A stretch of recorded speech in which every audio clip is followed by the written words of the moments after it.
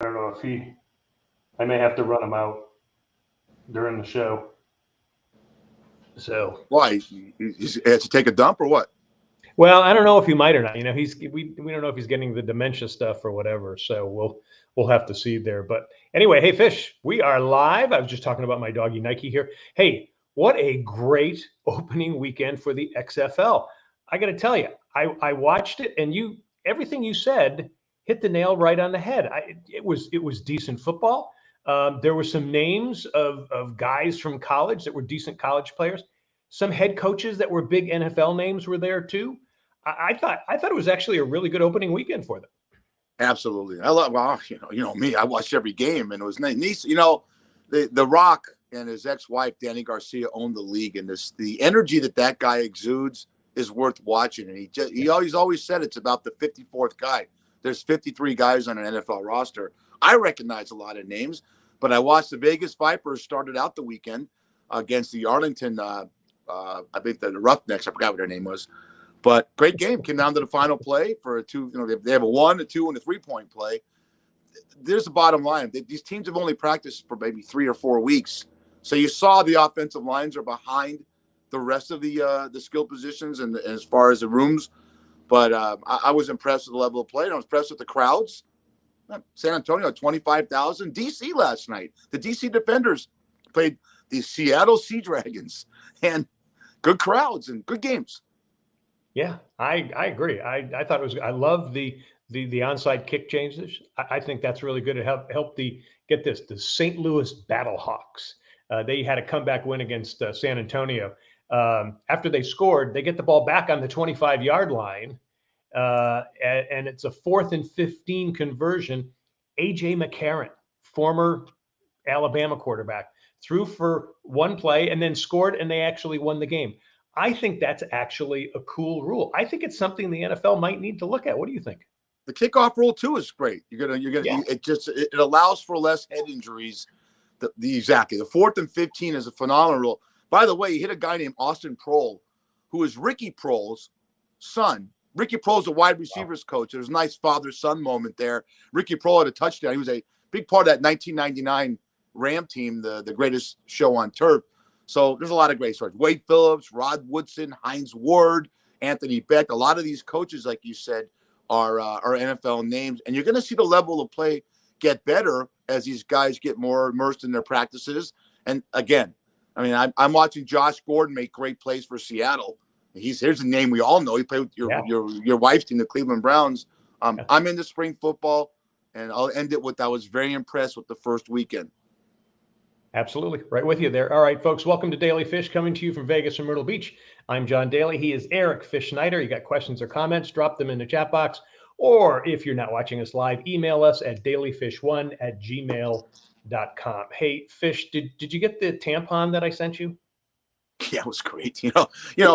We don't do a woke culture thing here, and I'm so down on that we can't tell jokes at a bar anymore that might offend somebody. Tiger Woods gave, was it Justin Thomas? Yep. A tampon. And the inference was either you're a woman or you're a pussy. That's it. And everyone didn't want to say it. We'll say it here on Daily Fish. I don't think he did it to get any video coverage of it. But where he's an idiot. 2 reasons why Tiger's an idiot. One, when he used to stay in hotels, when he cheated on his wife, you walk into a bar and pick up on a girl. You always have your assistants do that for you. All right. 2, there's cameras everywhere. John Daly writes books about cameras everywhere. Check out, we do shows on cameras. How do you not know that someone wouldn't pick that up? Yeah, I agree. I would say, and I understand why it's sexist and demeaning to some women. And at the same time, too, I would say the same thing to Tiger. I like what you do because your relationship with JT and the guys is great. And that's the way I act when I'm playing golf with the guys. The problem is that the audience wasn't just JT. The audience was the crowd. And also, I would say to Tiger, you also had the TV audience. So he definitely had to go and, he had to apologize. Now, on the other hand, I spoke to some friends about it. We were out with a bunch of guys and gals that we play golf with. And none of the women were upset with it. They actually thought it was very, very funny. And here's the thing is that I'm going to guarantee you this. My wife, Terry, at some point is going to do that to me because she hits the ball a long way. And there are times where she will outdrive me. And the usual joke is, oh, you Ronstadted me. Well, I think she's going to change that. I think she's going to throw a tampon at me at some point. That's what I'm predicting. I'm going to segue into defending Daily Fish and what we did last week. So I got a lot of negative comments, and I've got a lot of positive comments, and people asking me where to get this product. We did real quick. We did a swag last week with one of the Kardashian girls who was promoting a vagina gummy. All right. And I just want to say that if we think that's something good, if it promotes health in anyone, first of all, if you're 16 watching this show, you're 70 or 80. If you have sex, it's a great thing. It's comforting. If you love someone, it's a great form of love. It's fun. It's experimental. And if you're doing it to improve your health, if there's nothing worse than smells, boogers, or anything when you're having your first thing of sex or second thing of sex, if you're doing something to promote it, it's not funny. If you're doing something to promote an experience that's supposed to be fun and exhilarating, why not? Okay. And women, some women, it's not their fault. They have a problem. And if there's a product out there that could help it, I mean, if I'll tell you this, and I'll end it on this, and you'll agree, because John, you're a victim of this. If you have erectile dysfunction, ED, there's commercials everywhere about it for Hims products and this, and you see you go in your car, turn on serious radios. If you have male erectile dysfunction, there's clinics for it. If there's things that help men do it, why can't something be out there to help women do it? And why is that abrasive when we talk about it? So if you're pissed off at me, go F yourself. I'm trying to help women smell better and taste better. And guess what? A lot of people have reached out to me and said, Fish, where can we get this product? And give the Kardashians credit. You can hate them as much as you want, but they're brilliant in marketing themselves and their clothing line and their cosmetics line. And now they have a gummy. I just wonder this, John, because, you're kind of conservative. Why don't you try the vagina gummy so next time when she throws you a tampon, you might shove it up the other side of your body? I love it. Yeah, I agree with you. And it's also, it's about women's health too. So Right. I agree with you 100% there. So Fish, let me ask you this. Who is Tyson Fury? Do you know who Tyson Fury is? It's funny. I thought it was a Marvel comic guy. It's a new Ant-Man, Tyson Fury's leading the Aquaman guys against the evil invaders from Mars. Tyson Fury is the heavyweight champion of the world, but I know where you're going with this because boxing is something that was very dear to you and I when we were younger, and we knew we knew the heavyweight champ was Muhammad Ali. We knew the welterweight champion was Sugar Ray Leonard. We knew the Alexis Seguello was a lightweight champion. We knew all the champions in all the classes, but lead us into this, man. It's a lot. That's a loss. That's a lot. It's almost like the lost world of Atlantis, the world of boxing. It really has. And, if you think about it, I mean, I still had to go look up Tyson Fury to make sure it was him who was the number one. And, and obviously there's, when we were kids, you're right. We knew all that stuff. I think there's some big reasons. First, I don't know that there's any more superstars in boxing. We don't have the Muhammad Ali's anymore. I mean, really, Mike Tyson was kind of the last one. And, and Mike, had a little, crazy reputation as well. I think some of the boxing promoters, I think, hurt the game. Mixed martial arts and UFC is much more popular now, especially with the younger generation. There's so many other sports to watch now that I think are probably more exciting, and that would include the UFC. And then I think the fourth reason is just the violence of it, even though the UFC, I think, is even more violent and more scary. And I think people are just there are people that are turned off by it. I mean, there are, would you let your kid go into boxing no, you probably wouldn't. You wouldn't even let your kid go into football. My parents would let me play football. So I think those are some of the reasons there that it's changed, but it's a different world from when you and I grew up. Yeah, it is, man. First of all, I disagree with you. Boxing's actually an art. I took boxing class. It's an art. It's controlled, trying to jab, get the knockout. So as far as being as violent, not even close to UFC, and then what Dana White's promoting with the slap contest, which is huge, blowing up. We're a more violent society. So the UFC has taken over boxing. That's why it's lost. We'll have a guy named John Hyatt on the show who produces the boxing show for years live here in Las Vegas. And he's a big, big advocate of boxing, but he realizes also that the UFC and the MMC and even wrestling has taken over. And like you said, you hit the nail on the head. Also, there was personalities in boxing when we were young. Muhammad Ali was the greatest personality probably in sports history. Yeah. He was a boxer, heavyweight champion. He was an ambassador for the United States for many countries. President sent him over to talk to Arab nations that we couldn't get dialogue with. Doesn't happen. I mean, I can't name you one boxer that's a real big personality, except Vitaly Klitschko. Klitschko is a mayor of Kiev in the Ukraine, and he's done great stuff, and he was a heavyweight champion. But it's too bad. I hate when I see sports that were so popular when we were younger go away. And it's also, the analogy is before my mother became a costumer at Paramount Studios, she was a travel agent. All right. Travel agencies went away with the internet. So as things get, libraries, I'm seeing libraries closing left and right. That's a political thing because people just go online and get a book.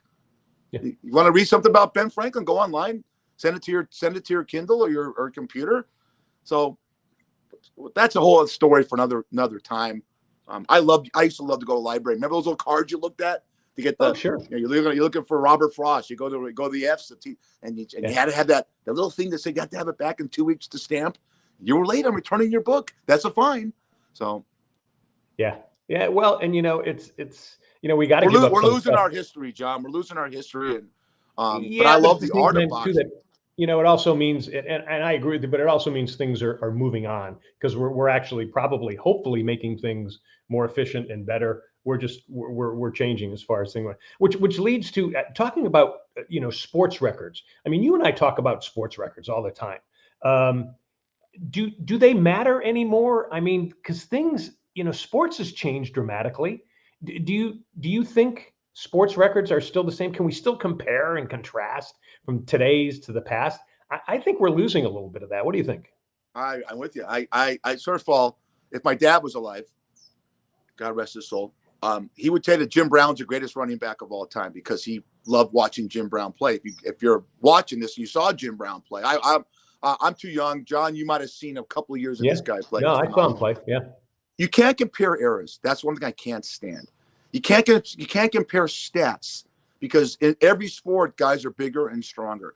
But where I have a problem, baseball is great because I don't know. You'll tell me this. I don't know when it went from 154 games to 162, but it was at least 35. 1962 was the first year. Okay, so great. So all the records based for the last 50, 60 years are in the same category of games. Same with basketball and same with hockey. I brought this subject up when we had a little meeting about it is because football, and everyone's talking about the NFL went from 14 to 16 games in the late 70s, and now it's 17 games. And I don't think that if a guy gets the rushing record and he does it in the 17th game, is there an asterisk next to it? I think so, because the game was so long that for 16 games for 30, 40 years that you have to, but they don't do that now. They'll say, okay, well, this guy threw for 5,200 yards and the record was 5,100 in 16 games. I think it deserves an asterisk, but I'm probably just a hater when it comes to that. Well, let me give you another asterisk that could be happening really soon. Do you know who Antoine Davis is? You ever heard of him? It's a basketball player, right? Right. Basketball player. Yeah, I think so. Yeah. He could very soon be the all-time leading scorer in college basketball, surpassing, get this, Pistol Pete Maravich. Now, this kid is good, but he's no Pistol Pete. He's a senior at Detroit Mercy. He's only about 150 points shy of Pistol Pete's 3,482 career points. He can probably do it in Conference USA tournament. He's going to need those games. They're going to have to go. They're not that good of a team. They're not going to make the NCAA. He is definitely a prolific scorer, but he's playing in a Conference USA. He's not playing in the Southeast Conference of the Big East, but compare him to Pistol Pete. Pistol Pete never played in the three-point era. If he did, he would be incredible to see how many points he would have had. In 1969, when there was just 2 points, he averaged 44 points a game. According to some research, he could have had 60 points in that. So, to me, and I hope this kid gets it. Even though it's going to be close, depending on how many games he has. And he's a good ball player. Don't get me wrong. But I think there's got to be an asterisk there. The fact that Pistol Pete didn't play in the three-point era. What'd you say about that? Well, let's inform the audience. Pistol Pete Maravich, for the younger viewers and listeners, was Magic Johnson before Magic Johnson. It was that great. The way he handled a basketball reminded me of a guy that you went to your college, for our older viewers and listeners, named Ernie DiGregorio, went to Providence. There's a way these guys, Magic Johnson, Pistol Pete, and Ernie D, handled the basketball with such grace and agility that it opened up the lanes for other guys to make shots. And that's, you got guys nowadays. I mean, Steph Curry's phenomenal. But so when you compare anyone to breaking Pistol Pete Maravich's record, it's a huge record. And it's a record. I mean, I don't care what conference you're in. Conference USA. If you break a record, you break a record. I mean, it's Conference USA is still Division I conference, correct? Yeah. Oh, yeah. Division I. Yeah. Yeah. Break the record, baby. And they've got their conference. So if he does, great. So the problem is the team's 13 and 16.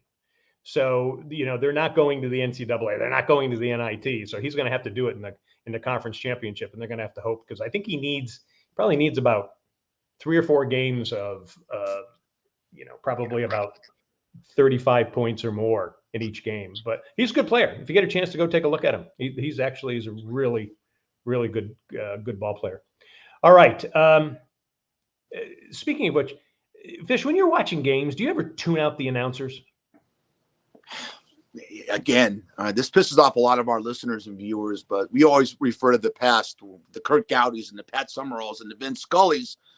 And even in the past, these guys had more personalities and they had more sense of humor. And Howard Cosell used to drink in the booth during Monday Night Football. He threw up on Don Meredith's boots.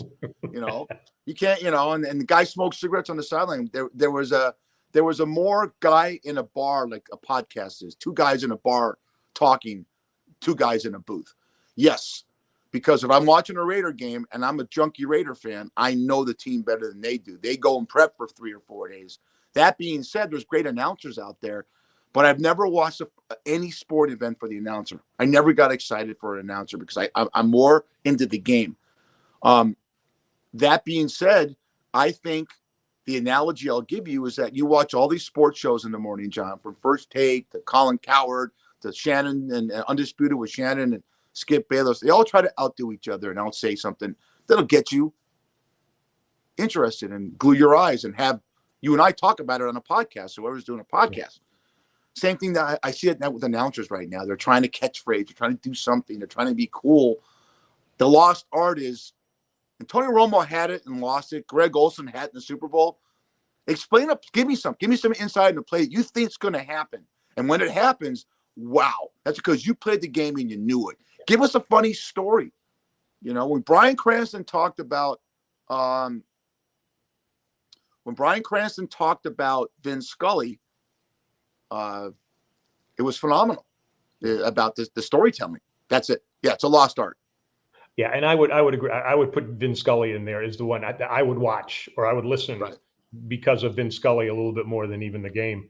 I don't tune it. Again, I was in the broadcast business, so I like to see how certain broadcasters are going to portray the game.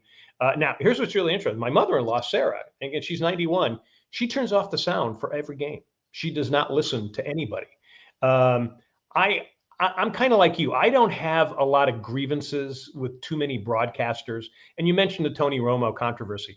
I agree with it. The first year, I think he was brilliant, but lately he's become more of a fan, not an insider. And I think he does need to study a little bit more because he's away from the game. That actually bothers me about Tom Brady taking a year off. He's going to be a year off, not sitting in the room looking at videos, going over, Omaha and stuff like that. So at the same time, too, you go back to, like, for instance, I love Gus Johnson. And everybody goes, oh, he's too much. No, he's not. He's perfect. He gets excited like we do. He gets excited about both teams. So I like Gus Johnson. But I love Olsen. I think Olsen's really good. And his partner, Kevin, what's Kevin's last name? Kevin Burkhardt. Burkhardt. I don't know why I keep forgetting his name. I think he's great because he stays out of it. And they talk too much. They all talk too much. Chris Collinsworth talks too much. I talk too much. It's always, you have to make, and what these announcers do in all sports, they explain sports to you that you already know. Chris Collinsworth, I love the guy. True. But there's guys that'll go, you know what? There's 2 minutes to go in the game. It's a 4th and 3. If they don't make this conversion, the game's over. We know that. We fucking know that. you gotta stop treating the audience like they don't know what they're looking at. Okay, so most people watch football, and the casual viewers don't care. They're either into fantasy football or they care about their, they care about their fantasy leagues, or they're betting on the game. So I agree I'll with give you. you, Gus Johnson's great, but every play is exciting to him. He goes, it's Well, fourth and and I three for enjoy the. that. You get. I He's think joking. it's It's fourth down and 3 for the Longhorns on the A&M 32-yard line. A run up the middle. He got it. Oh, get easy. Just a run up the middle, Gus. Yeah, Great. I get you're right. The stating of the obvious. I get that. And the other thing too is you got to remember the majority of fans now are really educated on a lot of the games. So it's kind of like, tell me something new. Tell me something new. So you're right. Give me something new. Give me a story I haven't heard before. Yeah. So I agree with you on that. Okay.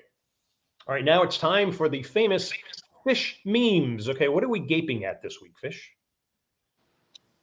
It's a spider came up the water spout. Out came the gun and wiped the fucker out. That's what we're teaching our kids now. The gun come out.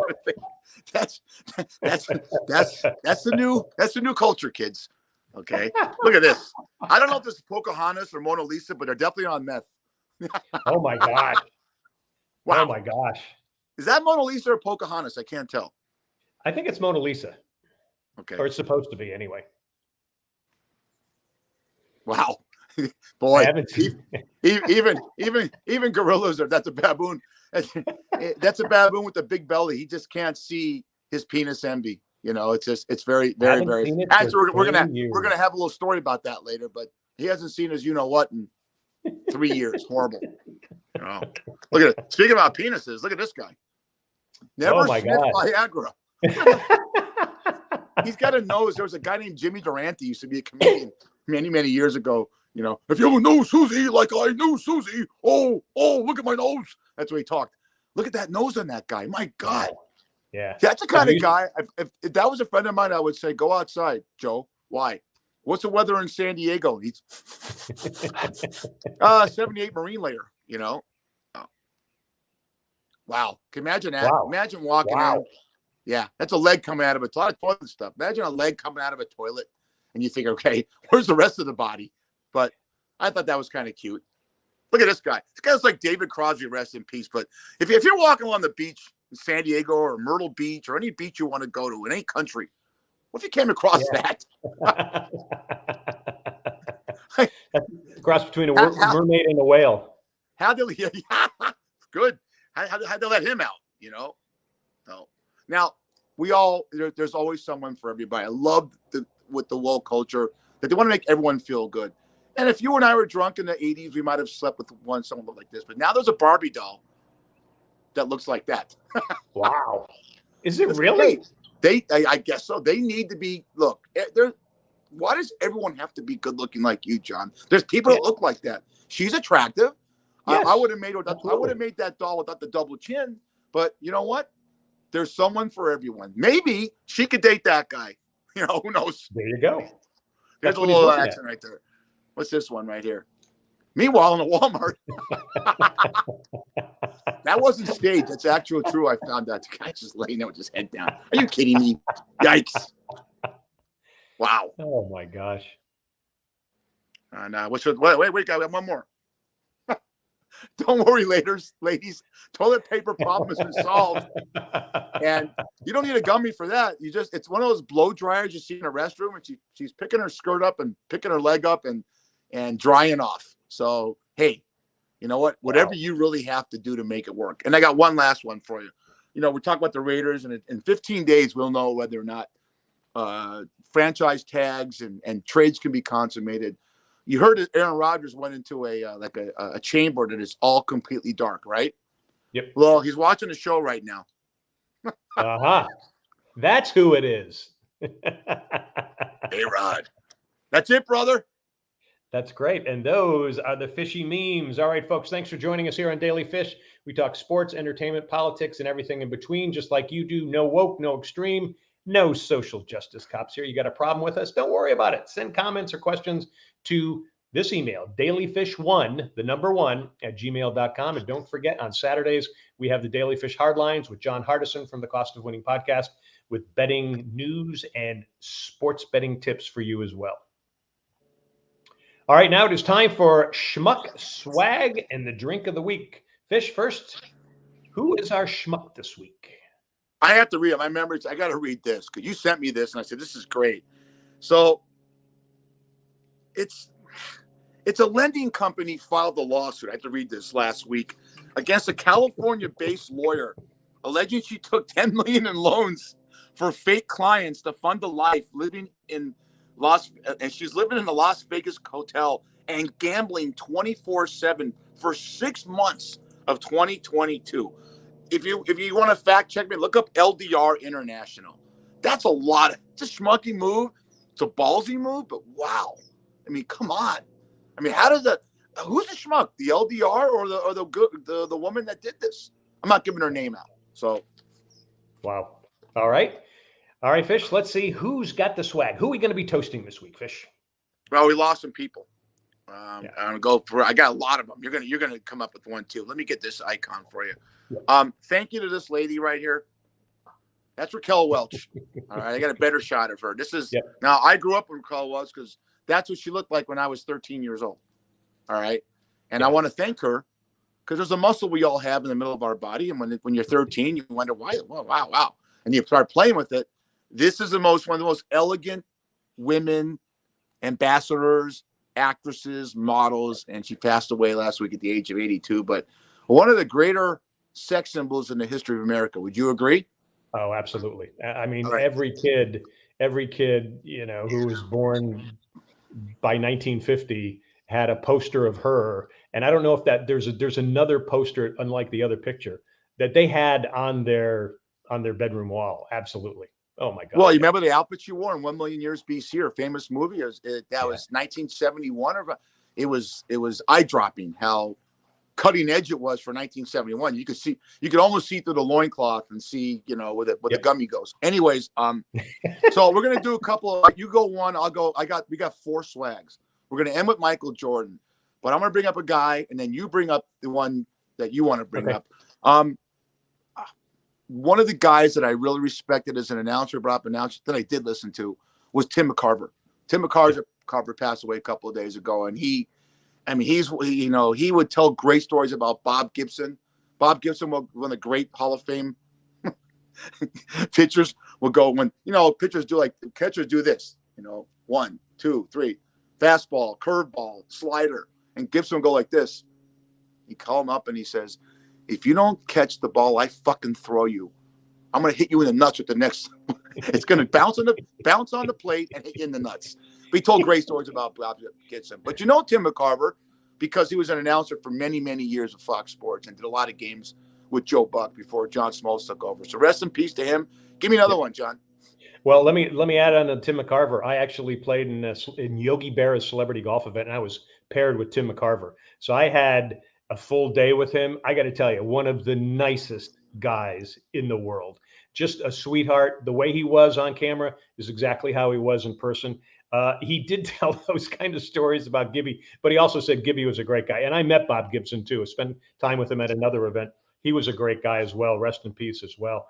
Here's the one I'd like to add as well. Richard Belzer, comedian, cop actor. He died this weekend at 78. If you get a chance to read some of the obits, he had some heart problems and he knew he was dying.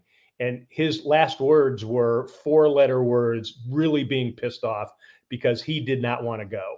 Say one. Just say one. Say one. One 4-letter word that he said. Say it. He said fish. And so at the same time too, I thought he was a fabulous actor. I thought he was a funny comedian. I loved watching him on all the cop shows there. So he's the other one that I had there too. Let's end it with this swag. This guy's the greatest. Look at that. Read that. Michael Jordan to donate $10 million to Make-A-Wish. I mean, that's a lot of money. It's a lot of money anyways. But to do that is just, and he does that a lot. And Michael Jordan doesn't publicize a lot of things that he does. That came out. And he wasn't, happy about all that coming out. But kudos to him. That's a swag move. Okay, before we go to the drink of the week, also, there's a new movie coming out called Air that Ben Affleck is doing. And it is getting really good. It's not coming out until I think like April. It's getting really good early reviews because they don't even show Michael Jordan in it, and it's about his family, and it's about how Knight with Nike turned around that company by betting on a kid coming out of North Carolina who hadn't done anything yet, and they knew exactly what it was. And it's all and Affleck, the way he described it's all the behind the scenes stories you've never heard before and how difficult it was. I am dying to watch that. I think that's going to be great. Let me jump in. The story is that Affleck actually plays Phil Knight, and Matt Damon plays one of the salespeople that tries to sell Phil Knight on Michael Jordan and bets his whole career that this is going to be the guy to turn the company around. It's Sonny Vaccaro. It was Sonny Vaccaro. And Sonny Vaccaro lived in Vegas for a long time. He was there doing he would do all those, they'd bring the kids in the Nike tournaments there. So, so it has a lot of great Vegas connections as well, but I'm dying to see it. But yeah, you're right. You nailed that as far as figuring out, but Affleck, I'm dying to see this. I think it's going to be great. All right. What's our drink of the week? You're drinking it. I just got a text during the show that I got to work tonight. So this is Trace Generations and coffee, but actually with me, it's orange juice right now because I'm drinking. But John's drinking Trace Generations and coffee. Trace Generations, we have it at Chuck's Tavern. We have it in the Plata. We have it in the Anejo and the Reposado. A great tequila. John brought something in in the Cranston show about mezcal on coffee.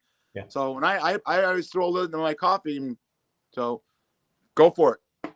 Okay, here we go. And cheers. And to our to everyone. To all the people. Rest in peace, Belzer. Raquel, thank you for many moments. Thank you for educating you. Yes. Thank you for the towel and lotion sales up in 1973. The Daily Fish Drink of the Week is sponsored by Shuck's Tavern in Vegas. Great seafood and drinks in 2 locations. Head to Shuck's Tavern on North Durango on the northwest side of town in Vegas, where fish is there overnight. Even tonight, you can do it tonight. Say Daily Fish Podcast. You get a free drink. Do it the next day, a free appetizer. That's Shuck's Tavern. Check out Shucks, SHUCKS, Shuck's Tavern on Facebook. And Fish, before I dive into it, on Undercover Jet Setter, my travel, food, wine, and mixology show, we actually have a ton of coffee, booze recipes. And I'd love to get that because we do a Mexican coffee that's kind of similar to it. So if you go to Undercover Jet Setter, just go on YouTube, go to Undercover Jet Setter Coffee, and we've got about 10 or 15 coffee recipes for you there too as well. So take a look at that. Nice plug. Way to build your brand, John. That's the way to do it. Again, way to build your brand, John. Don't worry about this show. What about other shows that you do? Good. What else? Facebook. Banyan Hill. What else you doing, John? I'll tell you many other things. Yeah, all right, folks, we're Daily Fish, and we're on Facebook at daily.fish.5. You can subscribe there. Also subscribe to us on YouTube. You can listen to us on Spotify, Apple, iHeart, Stitcher, and Amazon. Watch us on Facebook at Myrtle Beach Golf Channel and Myrtle Beach Grand Strand Life. Check out Daily Fish on YouTube and Wingding TV and also Hey Vegas TV. You can also check out our posts and our news postings that we have on Daily Fish on Twitter and Daily Fish on Facebook. All right, folks, we're going to jump into a little bit of controversy here. I got to tell you, Fish, I think America is getting a little scary. I mean, there were 4 people shot, 1 killed last night in New Orleans during a Bacchus festival. We've had more than 1 mass shooting each day this year. I got to think it's kind of scary down here, but I got to think it's pretty scary where you are in Vegas. I mean, do you think about this? Yes.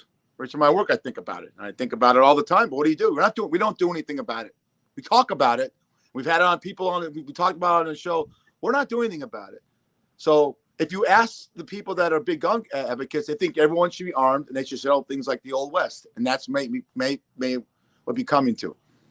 So there's no sense of talking about it since we don't do anything about it. When every president stands there in front of a podium and said we got to ban assault weapons, they don't do it.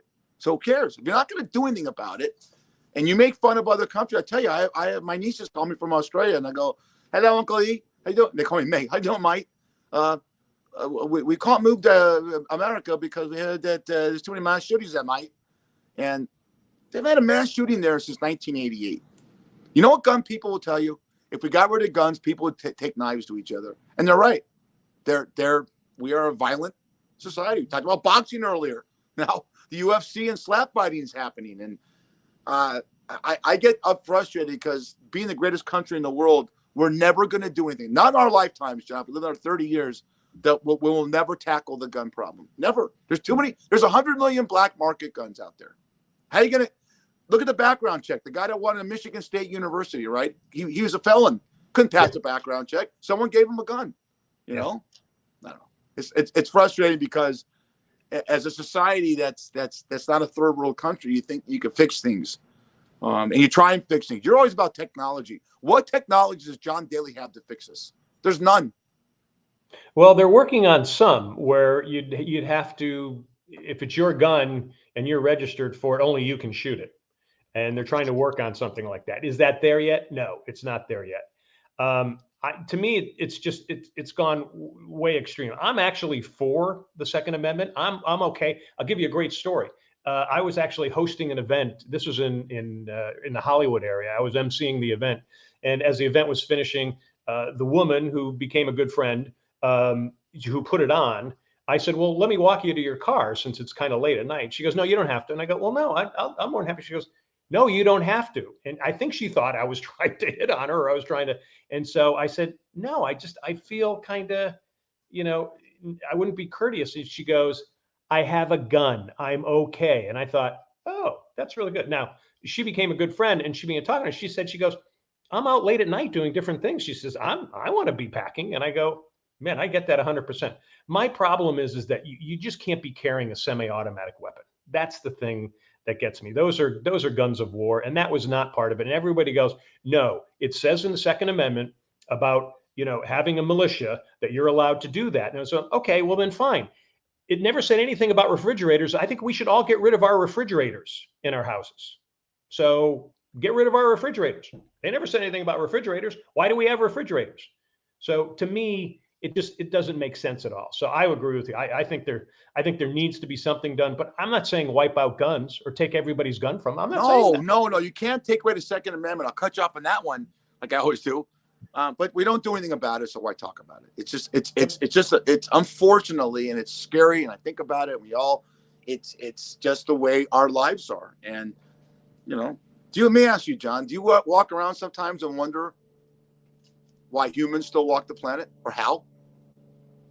I know where you're going with that. No, because I do think the majority of people in the world are trying to be beneficiary for everybody.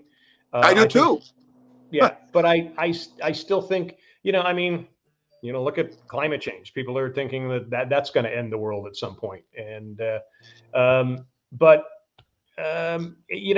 nothing will end the world. The world, the sun's got over 1 billion years left. When the sun burns out, that ends the world.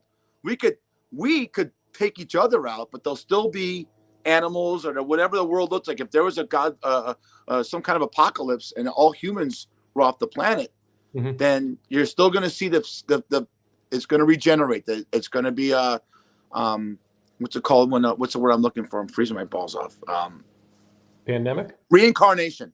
The reincarnation of the world. That's never going to happen. Could we take ourselves out? I don't know, Debbie down here like you are. Yes. But I don't. Even there's an ice age. Some people will survive of all these things that happen, and there'll be a new world. At some point, yeah. Hopefully, they'll be watching and listening to Daily Fish. All right. Hey, do you find yourself more cordial or less cordial around people?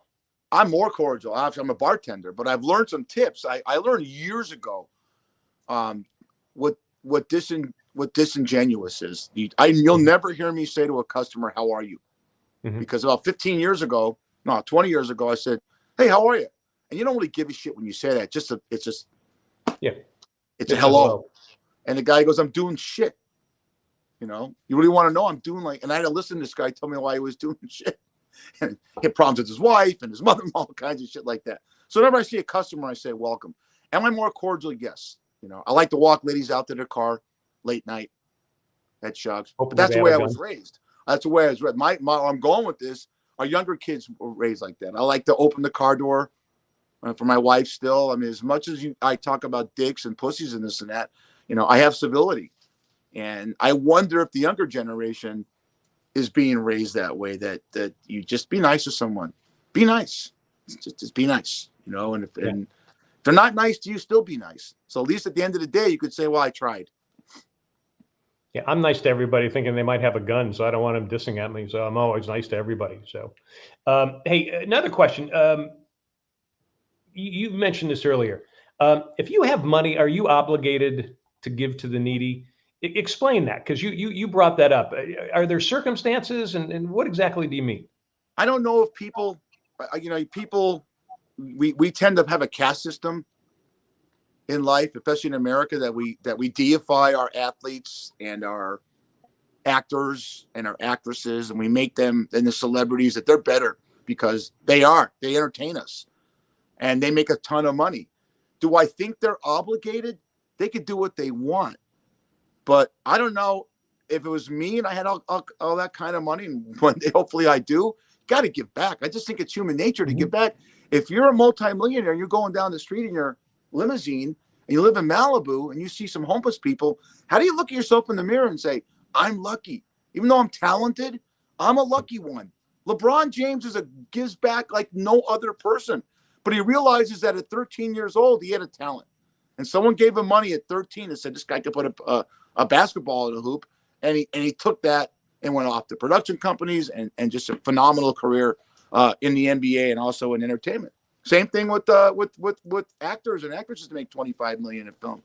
I just have to think through human nature. You talk about the good in people, so the gun thing and apocalypse like that. I think the good in people says that, you know what, I have money. Well, I hate cliches, but they can't take it with them. I don't know. What do you think? I actually think a lot of them do give back. I mean, a lot of the guys I know, who are big time celebrities, played in a lot of celebrity golf events with me. So a lot of them gave up their time to do that, and a lot of them also donated at the same time too. I always think that, and I always remember the one the one story when I was in Vegas when I was a news anchor there. We had the story. And about this guy who was panhandling on the street corner in Vegas there. And Glenn Meek, our investigative reporter, who we got to get on the show sometime, he followed this guy after he was finished panhandling. The guy walked a few blocks and he got into his nice Cadillac and drove away. And it was a fabulous story. But at the same time too, it's a good lesson for people, is that you should give. But I would say make sure you're giving to a reputable nonprofit that you know. And then I would also say donate your time. I mean, if you don't have the money or you don't want to do that, donate your time. I mean, I try to do that to a lot. I'm seeing in a big event for a children's museum in planetarium coming up really soon. See, and that's nothing to bark at, let me tell you. So, but that's the way I would do it. All right, Fish, you teased this before. And I know you've been investigating this. You've been doing some, extra work to really get your hands into this. And it's a topic very near and dear to you. Can you talk about it? Can you unzip it for us? Yeah, USA said USA Today did a study, or they found a study that from 1942 to between 2021. 56,000 men have been tested and found out that the average penis size has gone up 24% in the last 29 years. And my take on this is, who's the 56,000 men? Are they a certain race? Are they, They're not in Ireland, that's for sure. You said it, I didn't. But I think that's great. The only thing I could say is if the last 29 years, if penis size went up 24%, could you imagine what my son's 30 and 29, he's 59, his dick's going to go up 24%? How great is that? That when you're 60s, you're going to look like John Holmes or Chocolate Thunder. I think and the fact that we have researchers that do this kind of research, I love this country sometimes. Well, and you got to think with all the Viagra and all those, it's probably just hey, they're just stretching it more so it can grow longer. So that's probably a good thing. So I'm glad you uncovered this, Fish. And do you know anybody who was in that test? Who? No ED products for this motherfucker. But look, I think it's great. Imagine that. Hey, honey, I'm getting paid $1,000 by the Johnson Company to go over and have them measure my Johnson for the next 29 years. So it's great. That's great. That's why they call them Fish. All right, folks, we are Daily Fish coming to you from Vegas and Myrtle Beach. We hit sports, entertainment, politics, and as you just heard, everything in between. Again, we're on Facebook at daily.fish.5. Watch us on Facebook at Myrtle Beach Golf Channel, Myrtle Beach Grand Strand Life. You can check us out on YouTube and Wingding TV. We're also on Hey Vegas TV at heyvegastv.com. You can listen to us on Spotify, Apple, iHeart, Stitcher, and Amazon. Also use all those channels to hear our interview chats with our special guests throughout the week. And we also have the Hardline coming up with all his betting advice. That'll be on Saturdays, so make sure to tune in and get that as well. And also, if you have any questions or you have any responses, email us at dailyfish1@gmail.com.